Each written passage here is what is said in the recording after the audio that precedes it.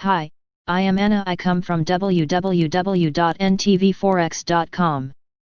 Bank of Canada Preview 9 Major Banks Expectations http ntvforex.com News ID F238450 Minutes ago by NTV Forex Team today, the Bank of Canada BOC interest rate decision is scheduled at 14:00 GMT, and as we get closer to the release time, here are the expectations as forecasted by the economists and researchers of 9 major banks, regarding the upcoming announcement. The BOC is set to leave its interest rate unchanged at 0.25% while reiterating its commitment to keeping policy accommodative. Furthermore, the central bank is unlikely to change its guidance regarding asset purchases. NBSP Citibank A BOC is expected to keep rates and its current government bond buying plans at least 5 billion Cordobas per week unchanged. Governor Macklem will give the Economic Progress Report speech the day following the meeting. Citi analysts look for signs BOC could lean towards shifting the policy objective towards a more dovish approach similar to Fed's new flexible average inflation targeting AING. The BOC will keep interest rates unchanged at 25 basis points. The Canadian economy has performed midway between the US and Europe, with output falling a little over 13% through the first half of the year. Growth has now returned, but the spare capacity in the economy means the prospect of a rate hike is very distant, especially given added uncertainties relating to Canada's higher weighting of foreign trade and commodities relative to the US. Like everywhere else, high-frequency indicators have pointed to a recent leveling off in activity, suggesting the dovish tone from the central bank will persist, especially with inflation remaining benign. Given the large output gap, a TDSA BOC meeting should be a fairly quiet affair, especially following the events of the last 6 months. First, there is no scope for changing the overnight rate while Macklem has moved quickly to align the bank's policy stance with his own views. The BOC remains adamant that a move below 25 bps would not be sensible at this juncture. Conversely, with conditional forward guidance in place, there is no need for the bank to alter their language around future rate hikes. Second, economic activity has surprised materially to the upside relative to the central scenario from the July monetary policy report.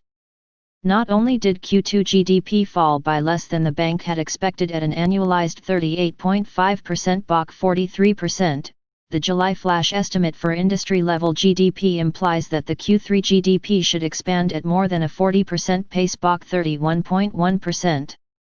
All told, we're looking for 2020 growth at 5.9%, almost 2 full percentage points above the bank's last forecast 7.8%.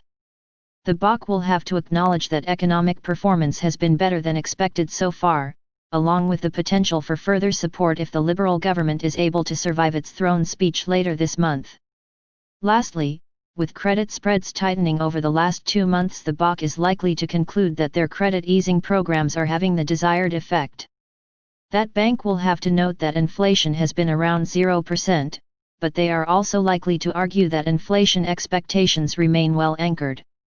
Suffice it to say, we expect the tone to be upbeat by 2020 standards. RBC Economics: a new government aid to replace CERB will soothe worries that exceptionally weak labor markets will outlast policy supports. So policymakers might strike a more upbeat tone. But the latest economic improvements won't be enough to move the bank's stance on accommodative monetary support. The main thrust a commitment to keep the policy rate in place until economic slack has been absorbed, and a continuation of GOC purchases of at least 5 billion Cordobas per week is unlikely to budge in Wednesday's meeting. NBFA, with the economy still needing a ton of stimulus, and with policymakers reluctant to bring their main tool into negative territory, we expect rates to remain at the effective lower bound. Turning to QE, although the bank may acknowledge a deceleration in the pace of its purchases, it is still likely to reaffirm its commitment to buy large amounts of government bonds until the economic recovery is well underway. At some point in the future, as the economic outlook becomes clearer, the BOC will need to provide more guidance on the policy rate. We expect this to come in the form of explicit forward guidance, likely in the fall. Note that the policy announcement will not be followed by a press conference. We should nonetheless get more details about the BOCA's thought process on the following day when Governor Tiff Macklem delivers a speech to the Chamber of Commerce ACIBCA. The BOC has nothing to announce on interest rates and lots of wiggle room to fine-tune its QE program without making a formal announcement of any changes in weekly volumes, as long as it wants to stay above the 5 billion Cordobas per week minimum. For now, ITA is happy enough with where yields sit to want to avoid rocking the boat. Governor Macklem has a speaking opportunity that he can use to reinforce their low-for-long message if need be. ABMOA we're not expecting any major changes to rates or QE. Indeed, the backdrop has improved since the last meeting in July. While the recovery still has a long way to go, ITA is clear we're in a better place than the BOC expected 6 weeks ago. Indeed, the statement is expected to note as much, while focusing on the risks still ahead and the fact that a full recovery is still many quarters away. The key for the BOC will be to reinforce that policy will remain extremely accommodative for some time yet.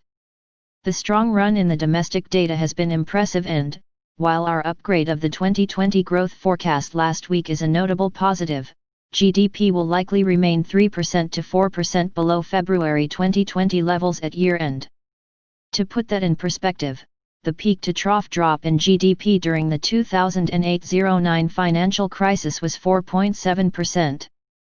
So even with the better backdrop, there will be plenty of ground to make up in 2021, necessitating ongoing monetary policy support. Rabobank we expect the Bank of Canada to leave the policy rate unchanged at 0.25%. This is fully expected by both analysts Bloomberg Survey and traders. Bond purchases are likely to remain at a minimum of 5 billion Canadian dollars a week, but we remain of the view that this might need to be increased further down the line. This decision will only be accompanied by a statement with the next monetary policy report due at next month's meeting on October 28, but Governor Tiff Macklem will release an economic report on Thursday. The statement is likely to maintain a cautious tone. Despite recent data printing above the bank's worst fears, significant risks remain and there is still considerable slack. Scotiabank material changes to policy measures are not expected at this meeting, but guidance may be important across several fronts. The statement itself is likely to repeat the line about as the economy moves from reopening to recuperation, it will continue to require extraordinary monetary policy support. This is the BOC's way of tamping down enthusiasm toward recovery readings.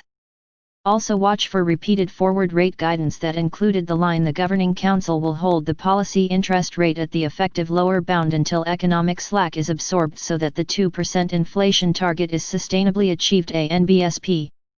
Subscribe our channel to receive the news as soon as possible. Thank you for watching. If you want to read real-time news, text messages to MT5 Expert Advisors page at https://m.me mt5.expert.advisors.